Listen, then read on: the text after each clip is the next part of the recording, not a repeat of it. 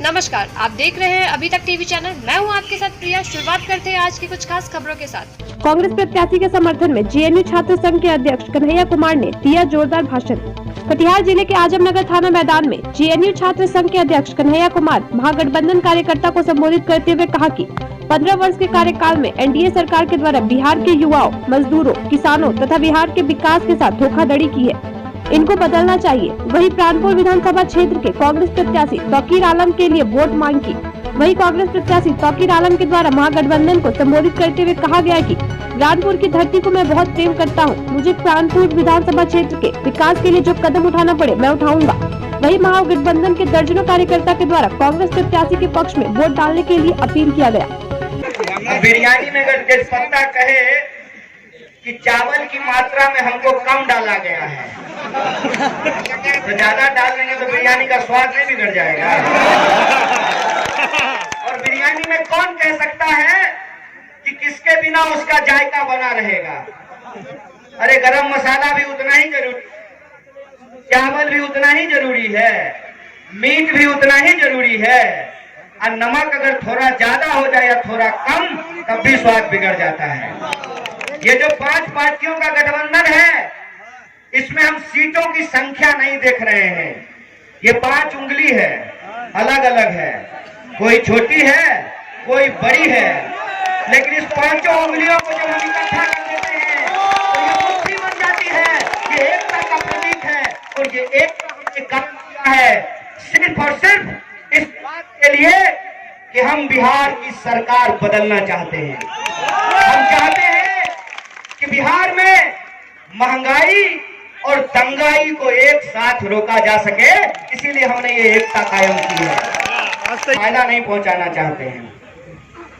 2 की लड़ाई में हम तीसरे को इसलिए नहीं फायदा पहुंचाना चाहते हैं कि बचपन में स्कूल में एक कहानी पढ़ाई गई थी। एक सेठ बीमार था और उस सेठ के 4 बच्चे थे। चारों बच्चे अक्सर आपस में लड़ा करते थे। सेठ को चिंता हो रही थी कि अगर मैं मर गया तो ये घर बार। सेठ बेड पे पड़ा हुआ था, नौकर पंखा झल रहा था और उसके मन में लगातार विचार चल रहा था कि इन चारों भाइयों को इकट्ठा कैसे करें। फिर उसके मन में एक ख्याल आया और चारों बेटे को बारी बारी से बुलाया और एक एक लकड़ी दी, कहा इसे तोड़कर दिखाओ। इकट्ठा बुलाया, 4 लकड़ी साथ करके एक एक भाई को उसे तोड़ने के लिए कहा। कोई भाई उसको तोड़ नहीं पाया। बेटों ने बाप का संदेशा समझ लिया। वो यह बात समझ गए कि भाई अगर आपस में लड़ते रहे तो कुछ भी बचने वाला नहीं है। इसीलिए एकता में बल होता है, एकता में शक्ति होती है। अगर हम बिहार बदलना चाहते हैं तो हमको इस बात की महत्वाकांक्षा नहीं होनी चाहिए कि हम विधायक बनेंगे कि नहीं बनेंगे। अगर हम बिहार बदलना चाहते हैं तो हमको इस बात की महत्वाकांक्षा नहीं होनी चाहिए कि हम सांसद बनेंगे कि नहीं बनेंगे। अगर हम बिहार बदलना चाहते हैं तो हमको इस बात की महत्वाकांक्षा नहीं होनी चाहिए कि हम मुख्यमंत्री बनेंगे कि नहीं बनेंगे। ईमानदारी से बताइए, अगर बिहार बदलना हमारी प्राथमिकता है तो विधायक बनना हमारी प्राथमिकता नहीं होनी चाहिए ना। अगर समाज बदलना, समाज को आगे ले जाना अगर हमारी प्राथमिकता है तो सीट जिसको मिल गया, सीट जिसके खाते में चला गया, ईमानदारी से उसको स्वीकार कर लेना चाहिए ना। अगर ऐसा नहीं कर पा रहे हैं, इसका मतलब सेवा करने के आपके वादे में खोट है।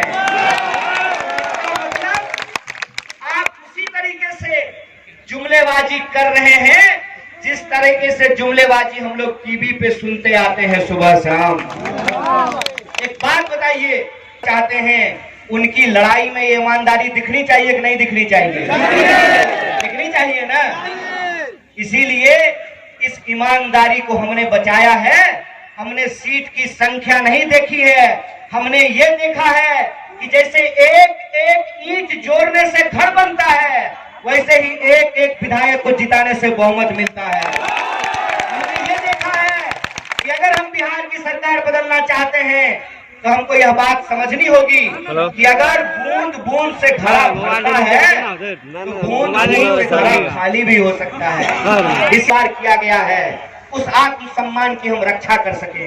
ये इस बात की लड़ाई है कि हमारे बच्चे बीए करते हैं, एमबीए करते हैं, एमएससी करते हैं, पीएचडी करते हैं, बीटेक करते हैं, पॉलिटेक्निक करते हैं, आईटीआई करते हैं, इंजीनियरिंग पढ़ते हैं और डिग्री लेकर के दर नौकरियों के लिए भटकते हैं। बोलिए भटकते हैं कि नहीं भटकते हैं? हम ये देखते हैं कि एक ही स्कूल में समान काम का समान वेतन लागू नहीं होता है। एक है अस्थायी शिक्षक, दूसरे हैं अस्थायी शिक्षक, तीसरे हैं नियोजित शिक्षक। आप मुझे बताइए कि ये कहाँ का न्याय है? अगर आप बैलगाड़ी चलाते हैं तो एक बैल को कम खाना दीजिएगा और दूसरे बैल को ज्यादा खाना दीजिएगा? नहीं। अगर आप बताइए मुझे कि जब आप सांस लेते हैं तो ये तय करते हैं कि फेफड़े का इधर वाला हिस्सा में ज्यादा हवा जाएगी और इधर वाले हिस्से में कम हवा जाएगी। ये अन्याय हमारे आंख के सामने हो रहा है। हम देखते हैं कि समाज में, राज्य में समान काम का समान वेतन लागू नहीं किया जा रहा है। हम ये देख रहे हैं कि लगातार जो हमारी बुनियादी जरूरतें हैं वो महंगी होती जा रही है और सरकार के तरफ से जो जनता को सहयोग मिलता जा रहा है उसमें कोई बढ़ोतरी नहीं की गई है। आप मुझे बताइए, बूढ़े लोगों को 400 रुपया वृद्धा पेंशन मिलता है और 370 रुपया का मोबाइल रिचार्ज होता है। अब बूढ़ा को बूढ़ी से बचाने में ही उसका 300 रुपया खर्च हो जाएगा। ये हमारा जो घोषणा पत्र है, उस घोषणा पत्र में हमने नौजवानों के रोजगार की बात की है, हमने समान काम के समान वेतन की बात की है और हमने सिर्फ नौजवानों की बात नहीं की है, हमने बुजुर्ग लोगों का भी ख्याल रखा है और वृद्धा पेंशन को लागू करने की बात की है, उसको बनाने की बात की है। आप हमारे संकल्प पत्र को उठा करके देख लीजिए, ये संकल्प पत्र पूरे तरीके से समावेशी है और समाज के हर वर्ग, हर जाति, हर आयु के लोगों का, हर लिंग के लोगों का ध्यान रखा गया है। ये सारी जो चीजें हैं, ये जो सारे मुद्दे हैं, इस मुद्दे को लेकर के हम जनता के बीच में हैं। जनता लोकतंत्र में मालिक होती है, जनता के हाथ में है कि वो अपना मुस्तकबिल कैसे तय करेंगे, बिहार का भविष्य वो किस तरीके से बनाएंगे। लेकिन हमारी इस मुद्दे को भटकाने की तमाम साजिशें की जा रही है, तमाम तरीके की कोशिशें की जा रही हैं। हमारा पूरा का पूरा विमर्श जय जवान, जय किसान और जय संविधान के दायरे में होता है, उनका पूरा का पूरा विमर्श हिंदू और मुसलमान के दायरे में होता है। इसीलिए हम आपसे ये आग्रह करने के लिए आए हैं कि आप मुझे बताइए कि जब लॉकडाउन हुआ तो सभी धर्म के लोगों को पैदल चलना पड़ा ना। लॉकडाउन जब हुआ, कोरोना की जब बीमारी आई तो ऐसा तो नहीं हुआ ना कि टोपी पर पहनने वाले को कोरोना होगा और टीका लगाने वाले को कोरोना नहीं होगा। मच्छर जब काटता है केंचुआ का तो ऐसा होता है कि जो मंदिर जाता है उसको नहीं काटेंगे और जो मस्जिद जाता है उसको काट लेंगे। मलेरिया का मच्छर जात पूछ करके काटता है, बाढ़ का पानी जात पूछ करके आपके घर में घुसता है। ये जो हमारी बुनियादी समस्याएं हैं जिससे हम रोज जूझ रहे हैं, उन समस्याओं पे कोई बात नहीं हो, उन समस्याओं पे कोई बात नहीं हो, इसीलिए इधर उधर की बात की जाती है, इसीलिए इधर उधर की बातों से लोगों का ध्यान गुमराह किया जाता है। आप देखिए कि देश के किसान मर रहे हैं खेतों में, देश का किसान मर रहे हैं खेत में मर रहे किसान, सीमा पे शहीद हो रहे जवान। इसीलिए तो आपके टीवी में दिन रात होता है हिंदू और मुसलमान। परिस्थिति है, परिस्थिति में हमको ये समझना पड़ेगा कि चुनाव इसलिए होते हैं कि जनता के सवालों पर पिछली सरकार ने क्या काम किया, क्या काम नहीं किया, इसका लेखा जोखा हो।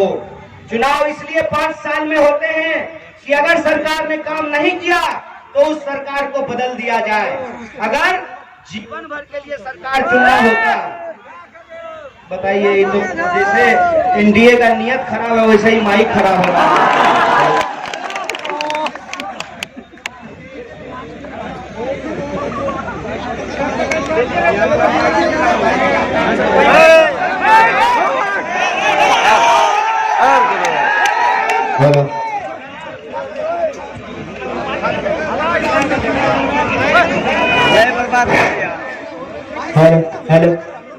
यही होता है, फैशन के दौर में गारंटी की इच्छा न करें।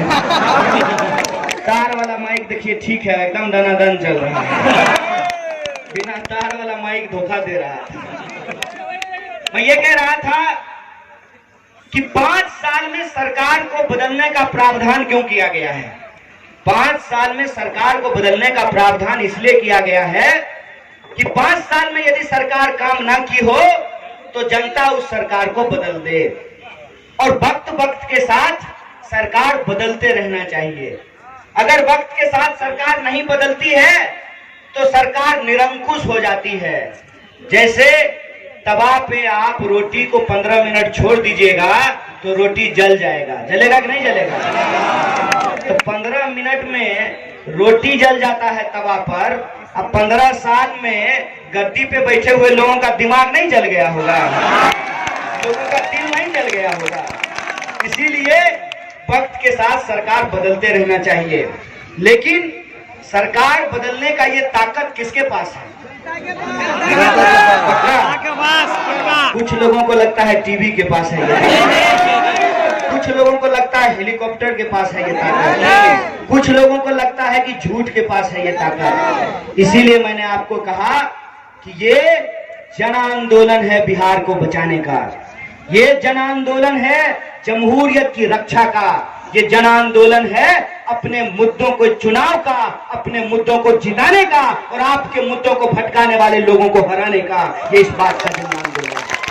इसीलिए मैं आपसे यह आग्रह करने के लिए आया हूं कि 5 साल में सरकार बदलने का अधिकार, जो साथी नौजवान ने आगे से कहा,